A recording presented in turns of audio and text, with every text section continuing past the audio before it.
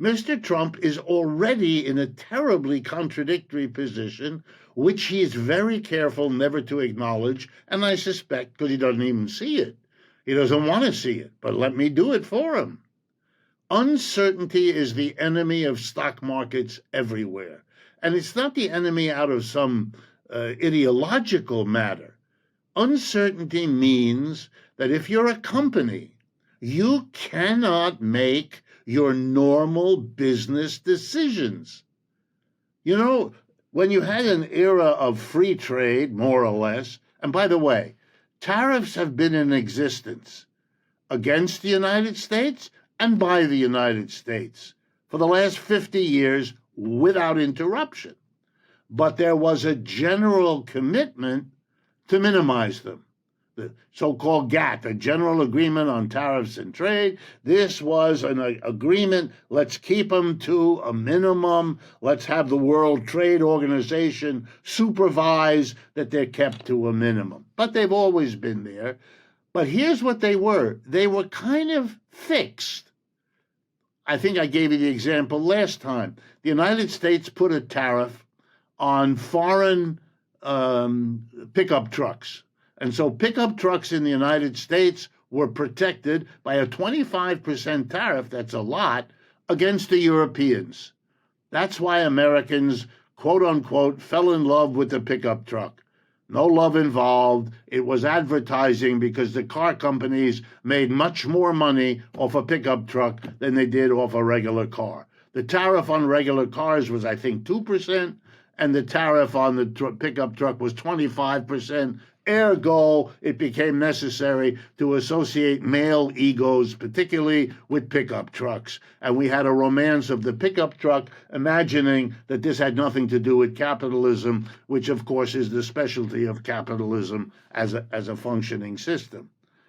So everybody at least knew for 50 years there's a 25%. So all the car companies adjusted.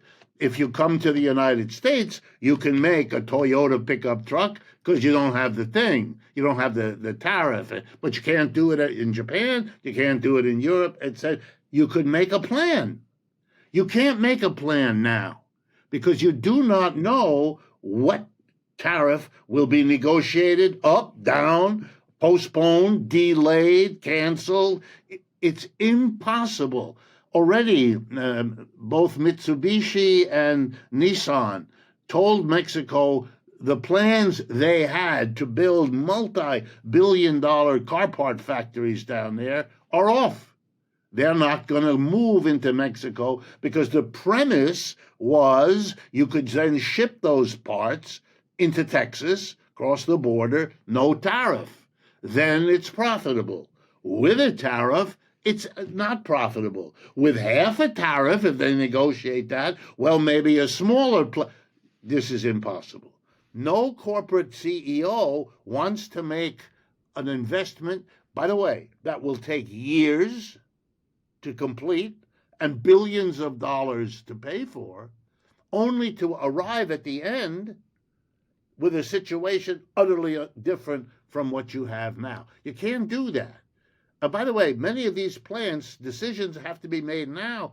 They won't come online until after Mr. Trump isn't president anymore, unless he gets another term for himself.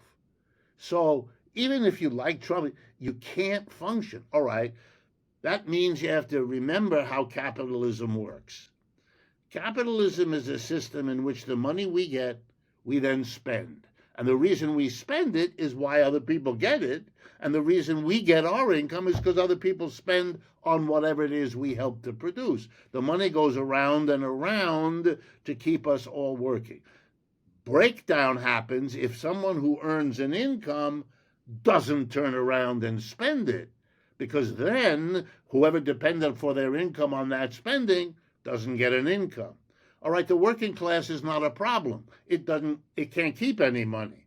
The few workers who keep money save it, put it in the bank, and that lends it to the credit card working class people who spend more than they earn. So it nets out. There is no savings by the working class. But the business, the corporations, the corporate They're the ones who earn profits, and they sit around deciding whether to invest them or not. When there's uncertainty, they don't invest. And that means money that needed to go in to keep income going isn't. Capitalism means that the 97% of us who are not employers are held hostage to the investment decisions of the 3% who are.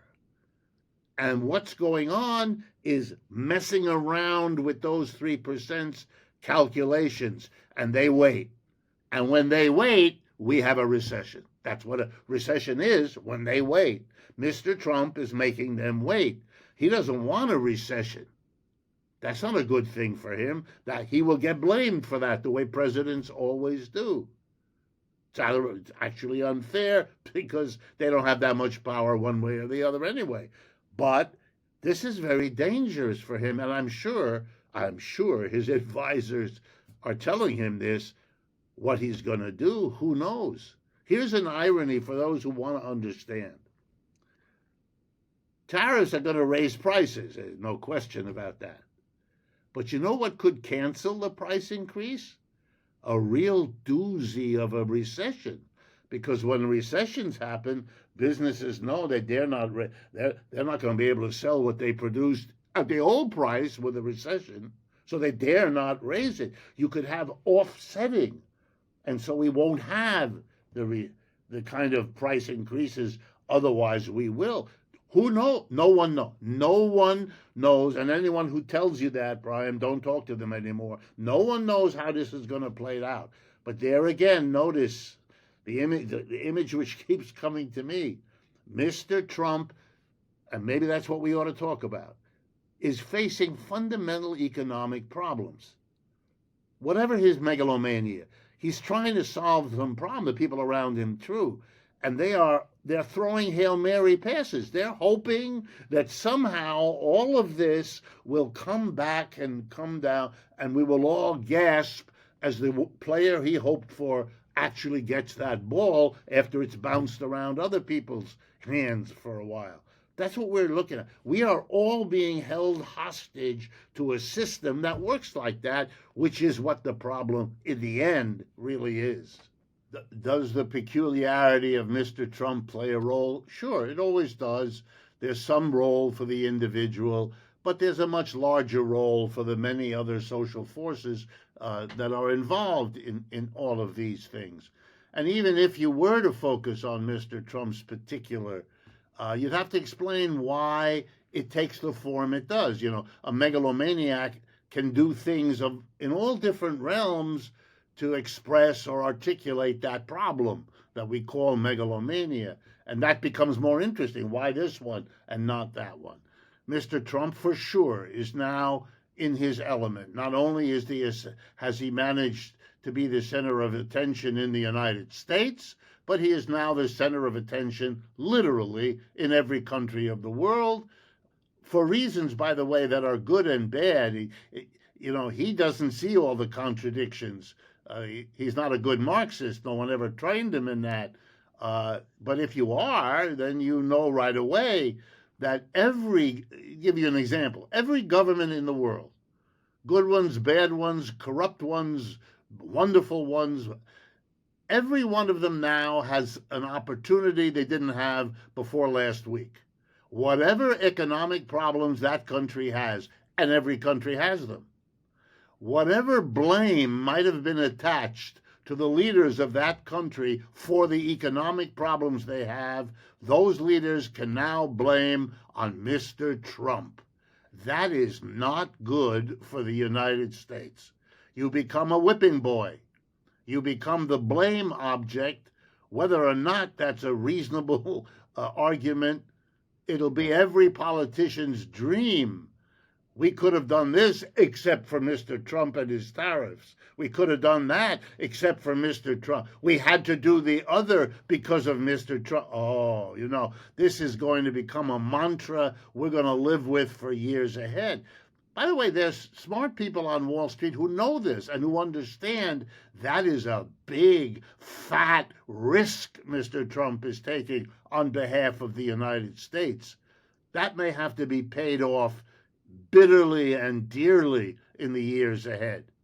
It's like taking out a huge loan for a risky project. You're going to have to pay the interest for many years. Whether that project delivers is an open question. You're taking a big risk, and you may not be around 5 or 10 years from now, but they're going to be calling in that loan, and then they'll be held to pay, to say the least. This is going precisely nowhere, and I'll explain to you why. Every country in the world is now aware that the United States government is able and willing to hit them with tariffs, whether or not they now go up or down.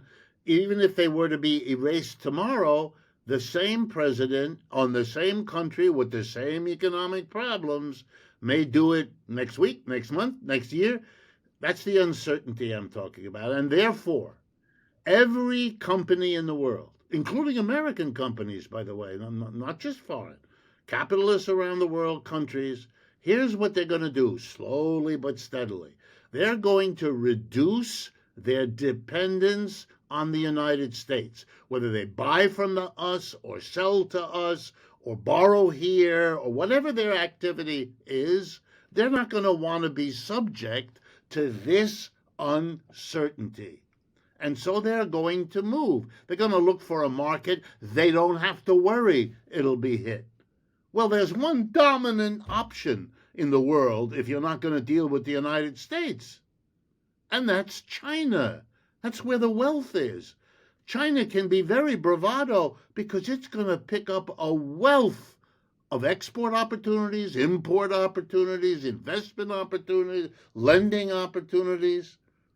And the United States has so alienated Europe, even though it's a much secondary part of the world economy now, they're still very rich. And the Chinese are busy working their rear ends off, cutting deals with the Europeans, whose anger at the United States makes them uniquely likely to cut a deal with the Chinese, especially the Germans. So you're going to see a rearrangement of the world, but no one knows how that looks at the end. It could very well be that the United States becomes terribly isolated, really becomes an outlier in a world where the vast majority of the people, that's already true, the vast majority of the people are economically focused somewhere else. We've never had that before. Europe and America have been the core of the colonial world when that was there, and the post-colonial world, they kept on being the economic center. Now, by their own act, they're cutting themselves off. China and the BRICS together are 60% of the world's people. The United States is 4.5% of the world's people. Don't ever forget those numbers. You will make catastrophic mistakes if you do. This could end up in a situation where, and I'm talking a few years, not a lifetime, 5 years, 3 years, we could have a reaction in this country as what I've just described begins to show itself. I mean, that'll take time. It won't happen in a week or a month. But as this begins to show itself, my guess is you're going to see the business community go, oh my God, was this a mistake? And then work overtime to try to undo as much of the damage as they can. Will that happen? I don't know. I can't predict the future, but I can tell you for sure that when Mr. Trump says, take your medicine, there's a little problem here, that is total BS. That's exactly as valuable as a few years ago during the pandemic when the inflation then started and the Federal Reserve, Mr. Powell, assured us it would be, and I loved his word, transitory. Yeah, it turned out to be, and he rued the day that he used that word. They won't use that ever again because of its bad association. When Mr. Trump tells you what the results of this tariff program are, don't listen. He doesn't know. I don't know either, but he doesn't know, and he's the one taking the enormous risk. If anything, the megalomania is beginning to show itself as, I'm the age that I am. how much have I got to lose? I may go out, but I'll go out with a bang, and he's working pretty hard to make sure that there will be a bang, of whatever else there is not so clear.